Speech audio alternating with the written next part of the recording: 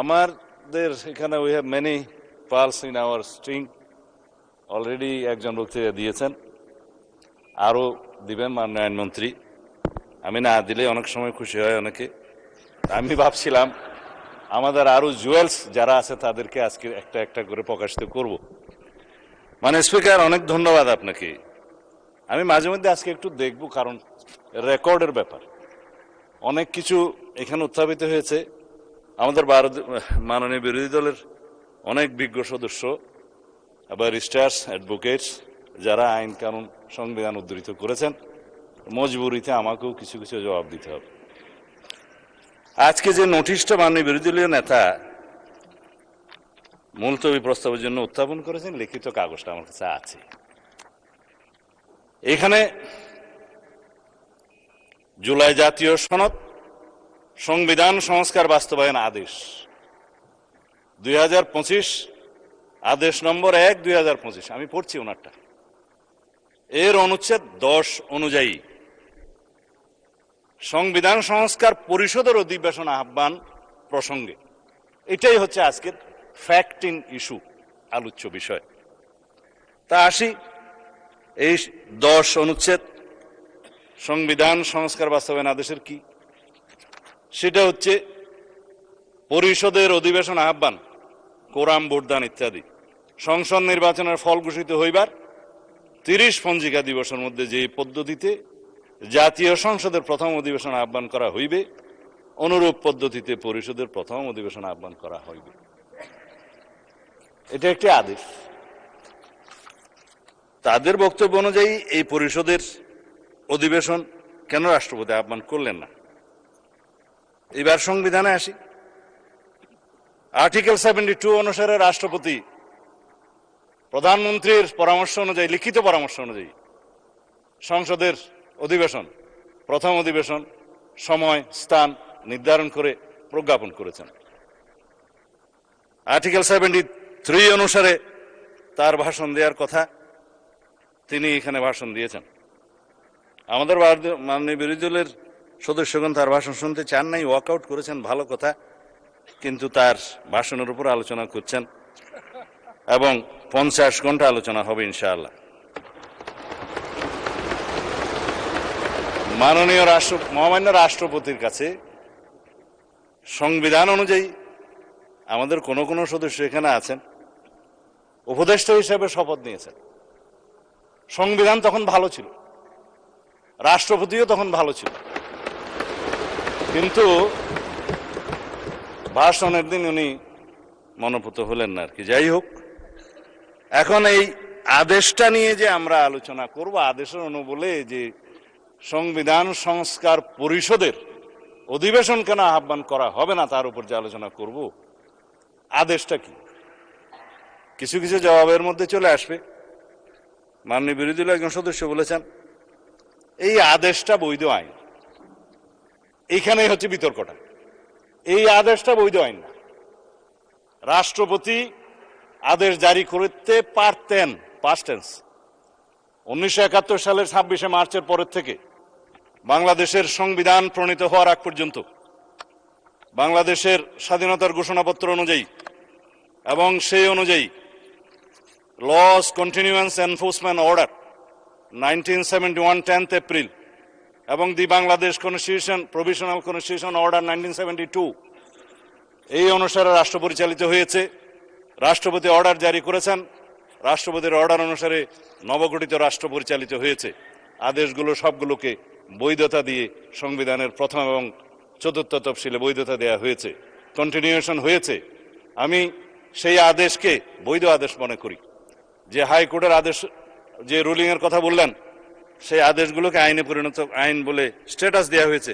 অবশ্যই আর্টিকেল 152 অনুসারে একটা হচ্ছে ল, আরেকটা হচ্ছে এক্সিস্টিং লস।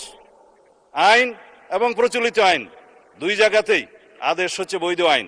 অন্যান্য প্রথা, রুলস সবকিছু বৈধ আইন, আদেশও আইন। কিন্তু এই আদেশ ছিল, কিন্তু আদেশ জারি করার ক্ষমতা 1973 সালের 7ই এপ্রিলের পর রাষ্ট্রপতির আর রইল না। 4th তফসিলের, সংবিধানের 4th তফসিলের ধারা 3 সাবসেকশন 2 সাবসেকশন 3 অনুসারে যে সমস্ত আদেশ জারি হয়েছিল সেটা বৈধ, এবং যে সমস্ত আদেশ জারি হয়েছে সেটা পরে রাষ্ট্রপতি বাংলাদেশে প্রণীত সংবিধানের সাথে সামঞ্জস্যপূর্ণতা দেওয়ার জন্য সেটা আদেশ সংশোধনও করার ক্ষমতা দেয়া হয়েছে। এবং সেখানে আপনি দেখবেন 2 বছরের টাইম লিমিট করে দেয়া হয়েছিল। আমি দেখে বললে ভালো বলি না, সেই জন্য এমনি বলি। তো সেই জায়গায় 2 বছরের সময়সীমা 1974 সালের একটা দিবসে শেষ হয়, সেটা আমি পরে বলবো, এখানে দেখে বলতে হবে। কিন্তু 4th তফসিলের ধারা 17 সাবসেকশন 2 লাস্ট প্যারাগ্রাফ অনুসারে বাংলাদেশের রাষ্ট্রপতির আর আদেশ জারির ক্ষমতা রইল না। তারপরে দেখে নিতে পারেন। তারপরে রাষ্ট্রপতি আদেশ জারি করলেন কিভাবে, সেটাই হচ্ছে আজকের ফ্যাক্টরিং ইস্যু। যে আদেশের জন্মই বৈধ হলো না, সেই আদেশ হবে ভয়েড অ্যাব ইনিশিও লিগ্যাল ল্যাঙ্গুয়েজ, সূচনা থেকেই অবৈধ। এইবার বক্তৃতায় আসি। মাননীয় স্পিকার, এই আদেশটা রাষ্ট্রপতির অধ্যাদেশ না হওয়ার কারণে 133টি অধ্যাদেশ উপস্থাপন করা হলেও সংসদের প্রথম দিনে এই আদেশটা উপস্থাপন করা হলো না, কারণ এটা না হয় অধ্যাদেশ না হয় আইন। আমি সেজন্য বলেছিলাম এটা হয়তো কোনো নিউট্রাল জেন্ডার হতে পারে। এনিওয়ে, এই আদেশটি অন্তর্বর্তীকালীন সরকারের অন্তহীন একটি প্রতারণার দলিল, এটা আমি আজকে আবার পুনরুচ্চারণ করছি। এই আদেশের 10 ধারা অনুযায়ী সংবিধান সংস্কার পরিষদের যে অধিবেশন আহ্বান করার কথা আমাদের মাননীয় বিরোধী দলীয় নেতা উত্থাপন করেছেন, সেইটা ফ্যাক্টরিং ইস্যু সম্পর্কে আমি আজকে বলে ফেললাম। এখন রাষ্ট্রপতি যে রাষ্ট্রপতি 72 অনুচ্ছেদ অনুসারে যে সংবিধানের নির্দেশ বিধান অনুসারে প্রধানমন্ত্রীর লিখিত পরামর্শ অনুযায়ী এই মহান জাতীয় সংসদের অধিবেশন আহ্বান করেছেন, স্থান এবং সময় নির্ধারণ করেছেন, সেটাও বলেছি। কিন্তু সংবিধান সংস্কার পরিষদের কি কোনো অস্তিত্ব এখন আছে যে রাষ্ট্রপতি কোন বিধান বলে এই অধিবেশন আহ্বান করবেন? এই আদেশ, যে আদেশটা ভয়েড অ্যাব ইনিশিও, সেই অনুবলে কি রাষ্ট্রপতি কোনো ক্ষমতা প্রাপ্ত হলেন? হ্যাঁ, যদি আমরা এখানে সবাই সম্মত হতাম, সংবিধান সংশোধন হয়ে যেত, সেখানে রাষ্ট্রপতিকে ক্ষমতা দেয়া হতো এবং রাষ্ট্রপতি সেই অনুসারে সংবিধান সংস্কার পরিষদের গঠন করতেন। সংবিধানে আসতো, ফর্ম আসতো 3য় তফসিলে 148-এর বিধান অনুসারে, সেই ফর্ম অনুসারে যিনি শপথ পরিচালনা করতে পারতেন তিনি, তার নির্ধারণ হতো, সেটি স্পিকার হোক, রাষ্ট্রপতি হোক বা প্রধান নির্বাচন কমিশনার হোক, তারপরে সেই প্রশ্ন আসতে পারত।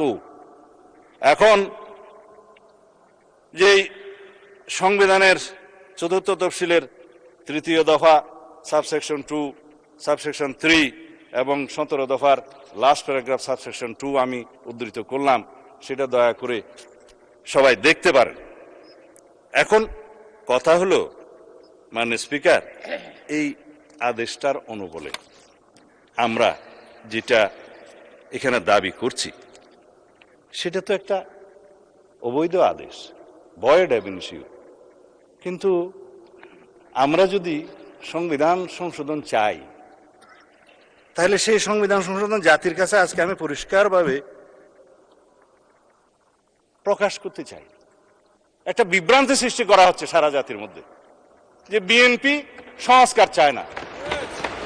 বিভ্রান্তি সৃষ্টি করা হচ্ছে বিএনপি জুলাই জাতীয় সনদ মানে না।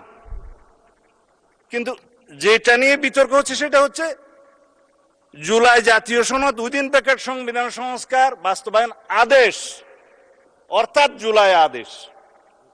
আমরা তো আছি জুলাই জাতীয় সনদে, যেটা জাতির সামনে সবাই স্বাক্ষর করেছি সেটাই।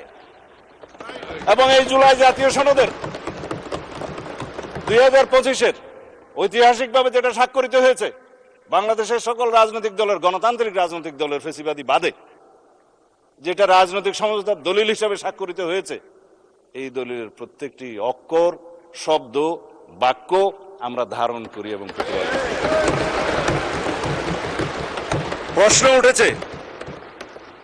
প্রশ্ন উঠেছে যে আমরা এই আদেশের অনুবলে কেন আমরা গণভোট যেটা অনুষ্ঠিত হয়েছে সেটা মানছি না?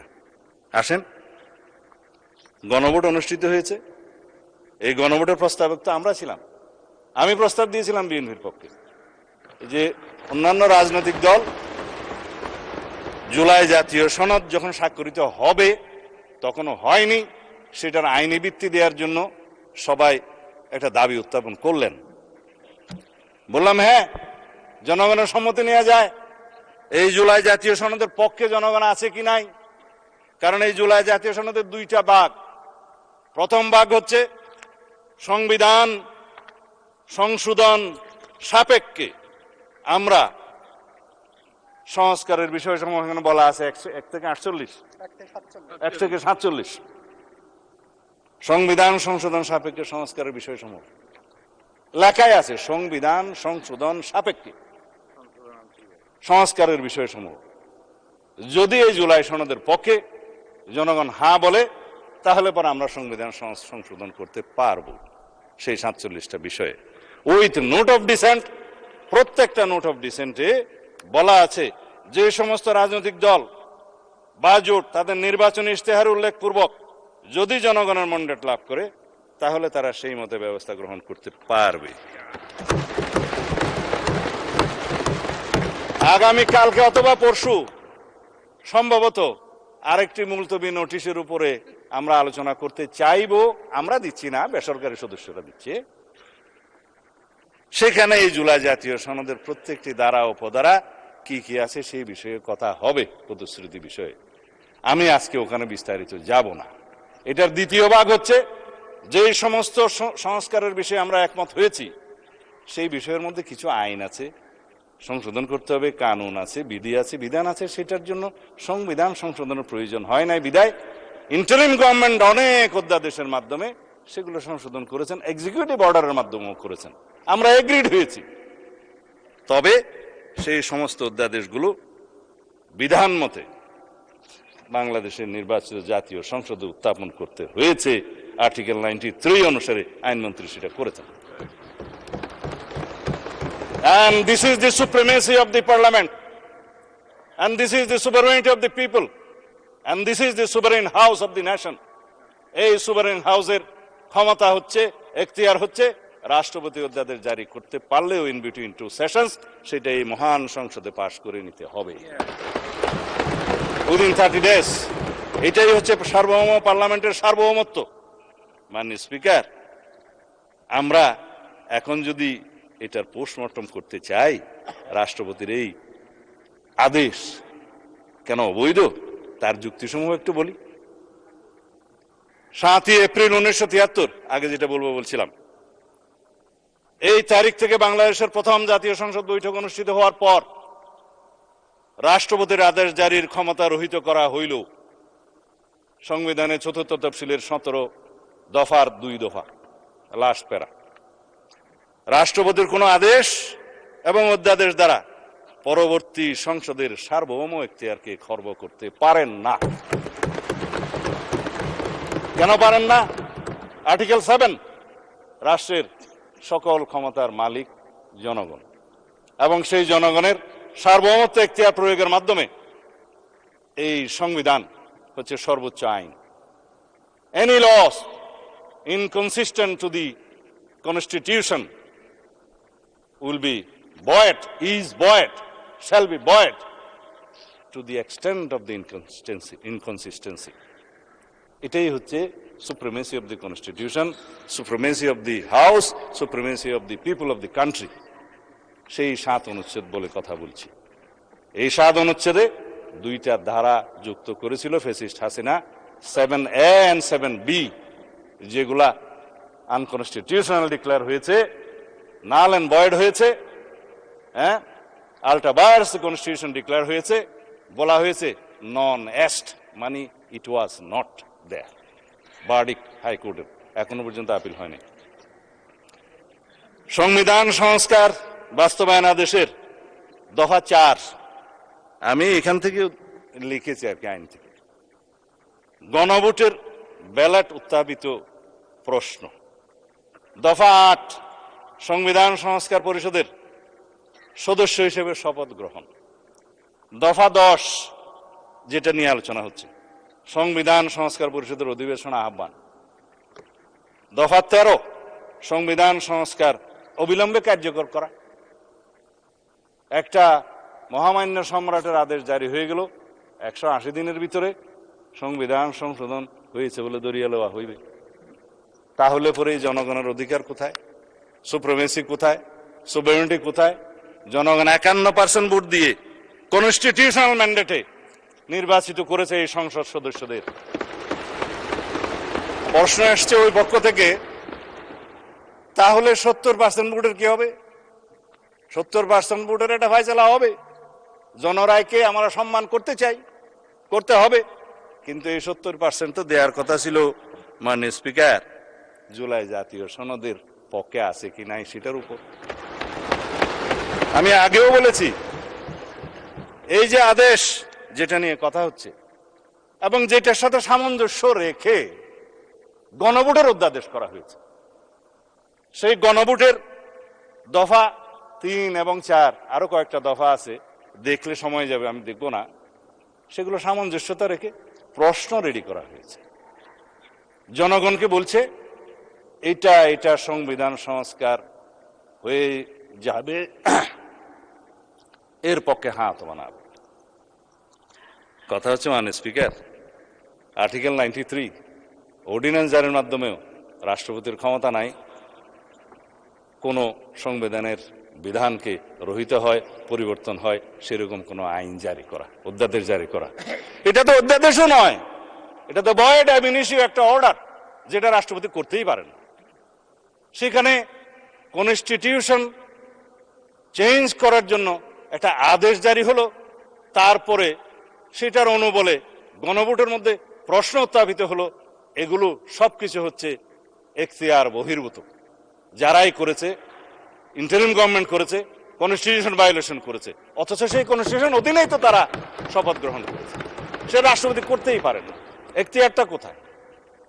তারপরে আসে এখন দফা 13 সংবিধান সংস্কার অবিলম্বে কার্যকরী হবে। সেটা বললাম, সরাসরি এটার মধ্য দিয়ে নেক্সট পার্লামেন্টকে, অর্থাৎ এই পার্লামেন্টকে, সাকসেসর পার্লামেন্টকে, পরবর্তী পার্লামেন্টের এখতিয়ারকে খর্ব করা হলো। পৃথিবীতে এমন কোনো বিধান নাই, সংবিধানের মাধ্যমেও না, সাকসেসর পার্লামেন্টকে, পরবর্তী সংসদকে বাইন্ডিং করতে পারে, অধিকার ক্ষুণ্ণ করতে পারে। হ্যাঁ, করতে পারে। আমরা এখানে এমন কোন আইন এখন সংবিধান আনতে পারবো না যে পরবর্তী পার্লামেন্টের সংসদ সদস্যরা এই করতে পারবে না। নো, যার জন্য সংবিধানের ফ্যাসিস্ট সরকার আরোপিত 7A and B null and void ঘোষণা করা হয়েছে। আল্টাবাস দ্য কনস্টিটিউশন ঘোষণা করা হয়েছে, বলা হয়েছে নন এস্ট, এটা ছিলই না। এখন আসেন যে দফা 7 180 দিনের ভিতরে সংবিধান সংস্কার সম্পন্ন করার যে বিধান করা হয়েছে, যে এই সংস্কার পরিষদের অস্তিত্বই নাই, সেই সংস্কার পরিষদের এখতিয়ার এখানে ডিক্লেয়ার করা হয়েছে যে 180 দিনের ভিতরে এই আদেশে যা যা আছে সব করবেন। আদেশটার মধ্যে মাননীয় স্পিকার যে সমস্ত তফসিল দেয়া হয়েছে, 30টা তফসিল দেয়া হয়েছে। এই তফসিলের মধ্যে আদেশটা দেখলাম, আমি তো মনে করছিলাম 48টাই তফসিল এখানে ধরিয়ে দেবে, পক্ষে 47টা। বলছে জুলাই জাতীয় সনদ 2025-এ যে সকল বিষয়ে ঐক্যমত হয়েছে, ঐক্যমত হয়েছে উইথ নোট অফ ডিসেন্ট। কিন্তু এখানে নোট অফ ডিসেন্টের প্রশ্নটা কোথায়? এখানে নোট অফ ডিসেন্টের অংশটা কোথায়? আপনি প্রস্তাবটা করলেন আর নোট অফ ডিসেন্ট সহ যেভাবে আমরা ঐক্যমত হয়েছে সেটা লিখলেন না। তার মানে এটা হচ্ছে একটা জাতীয় প্রতারণা দলিল। এখানে বলছে দফা 4 অনুযায়ী গণভোটের ব্যালটে উত্থাপিত 4টি প্রশ্নের প্রত্যেকটিতে আপনি আলাদাভাবে হ্যাঁ অথবা না দেওয়ার বিধান, এই হ্যাঁ অথবা না দেওয়ার বিধান এইটা সংবিধান সংশোধনের প্রশ্ন জড়িত, এই পার্লামেন্টের সার্বভৌমত্ব লঙ্ঘনের সাথে জড়িত। সেই প্রশ্নই আপনি গণভোটে দিতে পারেন। যদি দিয়েও থাকেন 4টা গণভোটের প্রশ্ন, আমাকে কেন বাধ্য করা হলো একটা জবাব দিতে হবে হ্যাঁ অথবা না? বলা হচ্ছে যে তুমি এখানে 3টা শরবতের বোতল আছে, তবে এই কুইনেনটাও তোমাকে খাইতে হবে। মা ছেলেকে ট্যাবলেট খাওয়াতে পারছে না বেশি তিতা, তো কলা খায় ছেলে, কলার ভিতরে কুইনেনটা ঢুকাই দিল ছেলে, এবং খাওয়ার সময় দেখলো এটা তিতা তিতা লাগে, তার এটা দূর করে বাইর করে ফেলাই দিল। এই কোন আইনকে আপনি জাতিকে এইভাবে বাধ্য করে খাওয়াইতে পারেন? 3টা প্রশ্নের সাথে জুলাই জাতীয় সনদের মিল আছে। আমরা গণভোট চেয়েছিলাম এই জুলাই জাতীয় সনদের ভিত্তিতে, সবাই সম্মত হয়েছিল। ইন্টারিম গভর্নমেন্ট, অস্থায়ী গভর্নমেন্ট, তত্ত্বাবধায়ক সরকারের মতো মৌলিক কোনো বিষয়ে সিদ্ধান্ত নেওয়ার এখতিয়ার রাখে না, তারা কিভাবে একটা অবৈধ আদেশ জারি করে রাষ্ট্রপতিকে দিয়ে? আমি মহামান্য রাষ্ট্রপতির সাথে তখন কথা বলেছিলাম যে মহামান্য রাষ্ট্রপতি, আপনি কি আদেশ জারি করতে পারেন? বলে আমি তো পারি না, কিন্তু আমাকে পারাচ্ছে। তা এখন রাজহংসকে জোরপূর্বক স্বর্ণের ডিম পারতে বাধ্য করার মতো ঘটনা। যাই হোক, এখন সেটা অবৈধ ডিম্ব হয়েছে। এখন সংসদ সদস্য হিসেবে শপথ গ্রহণের পর দফা 8 অনুসারে ওই আইনেরই, ওই আদেশেরই অস্তিত্বহীন সংবিধান সংস্কার পরিষদের সদস্য হিসেবে শপথ নেওয়ার কোনো বিধান না থাকার পরেও একজন মাননীয় ব্যারিস্টার সদস্য বলেছেন, না, আমার মাননীয় সদস্য বোধহয় ডক্টর শফিকুল ইসলাম মাসুদ বলেছেন, এই সংবিধান সংস্কার পরিষদের সদস্য হিসেবে শপথ নেওয়ার ফর্মটা আমি পটুয়াখালী থেকে আনি নাই, এখানে কে সাপ্লাই করলো? আমি একমত, প্রধান নির্বাচন কমিশনারের অফিস থেকে এই ফর্ম এখানে জাতীয় সংসদে দেওয়ার এখতিয়ার প্রধান নির্বাচন কমিশনার নাই।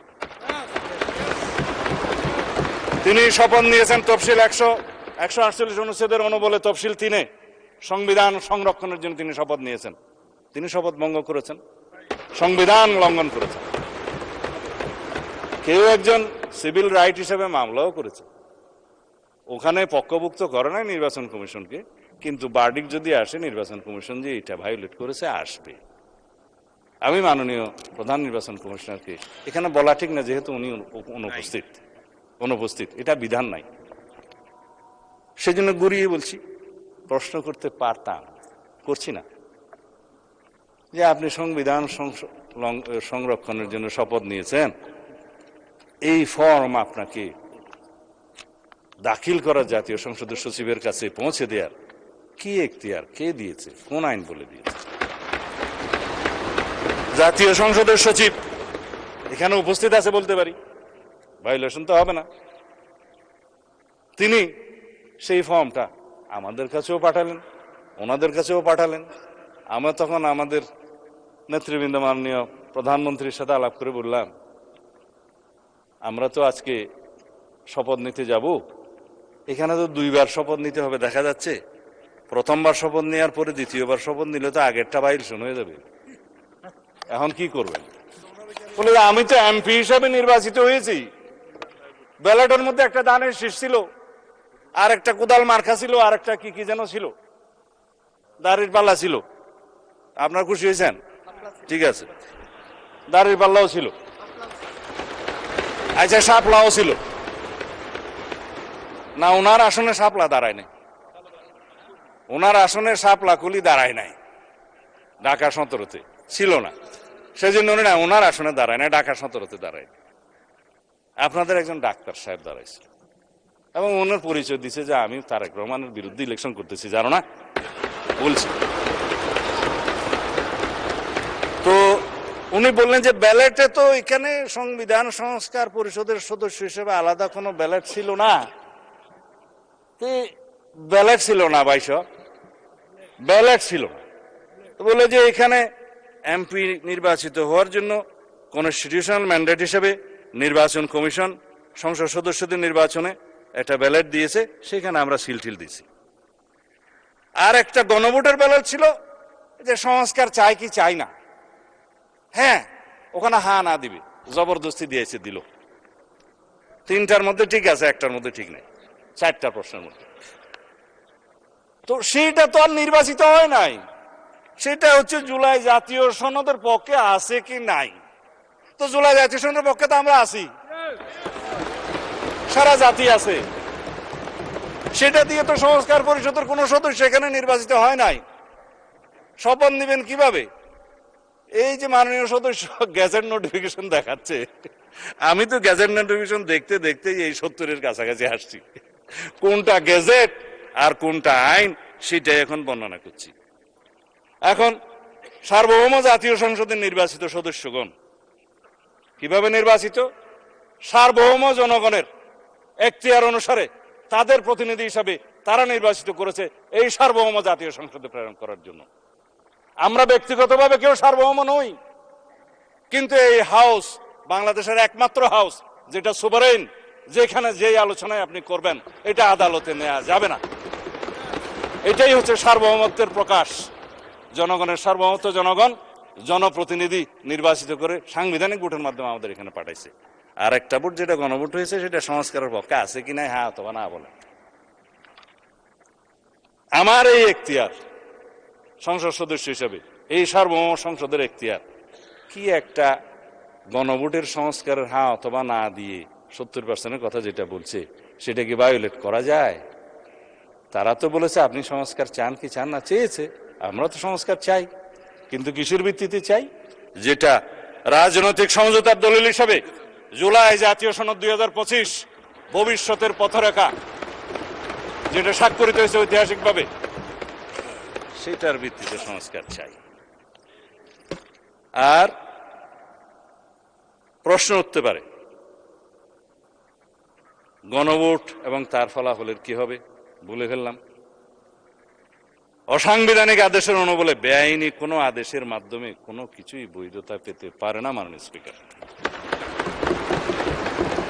এই উক্ত জুলাই জাতীয় সনদ, সংবিধান সংস্কার বাস্তবায়ন আদেশ 2025 এবং গণভোট অধ্যাদেশ 2025, এই দুইটারই বৈধতা উচ্চ আদালতে চ্যালেঞ্জ করা হয়েছে, যা বিচারাধীন এবং রুল জারি হয়েছে বলে শুনলাম।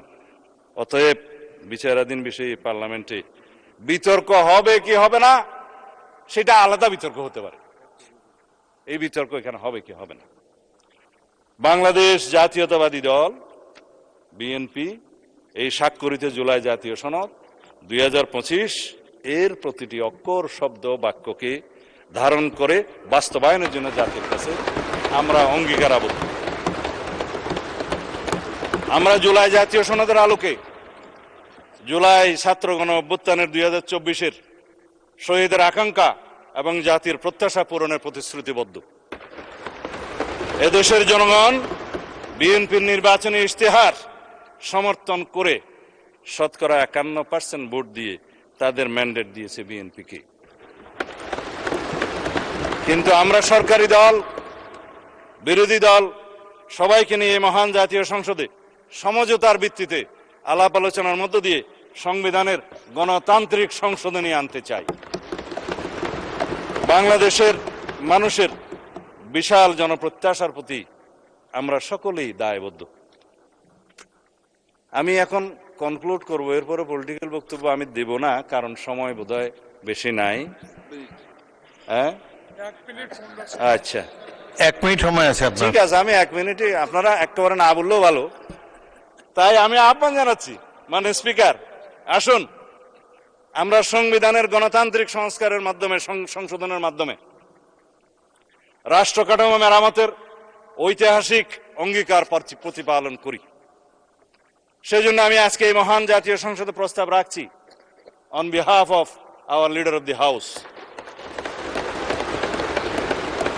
জাতীয় সংসদে প্রতিনিধিত্বকারী সকল রাজনৈতিক দলের এবং স্বতন্ত্র সদস্যদের সমন্বয়ে সংবিধান সংশোধনের জন্য একটি সংসদীয় বিশেষ কমিটি গঠন করি এবং উক্ত কমিটিতে আমরা সকলে মিলে আলাপ আলোচনা করে সমঝোতার মাধ্যমে জনপ্রত্যাশিত সংবিধান সংশোধনী বিল এই মহান জাতীয় সংসদে উত্থাপন করি এবং সেটা সমঝোতার মাধ্যমে আমরা গ্রহণ করি।